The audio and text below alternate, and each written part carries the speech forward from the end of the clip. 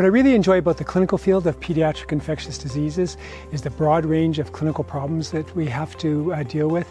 and the fact that most often we can make a clear diagnosis and come up with a clear plan of treatment and support for a child, and that the outcome is most often really great. A thing that I'm incredibly proud of is the time that I spent as the head of pediatrics for a decade here at the University of Calgary and Alberta Children's Hospital. That was from 2008 to 2018. It was a very dynamic time. It was a time of dynamic growth for academic pediatrics really across the country, and we grew tremendously here with filling out a lot of the fields that we had a very small workforce in. Here in Calgary and really across the country, academic departments of pediatrics were growing tremendously. There was a lot of new people came into the workforce,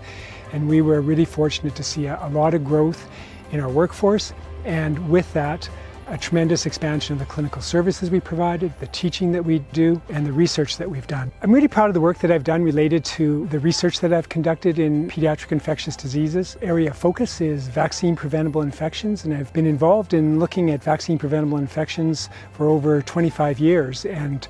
led or participated in many local, national, and even international studies that have had an impact to help us better understand particular vaccine preventable infections and have had an impact on the treatments that we use, and especially the vaccines that we use and how we use vaccines. And so I'm very proud of the work I've done related to that. You know, after I finished as department head of pediatrics in 2018, I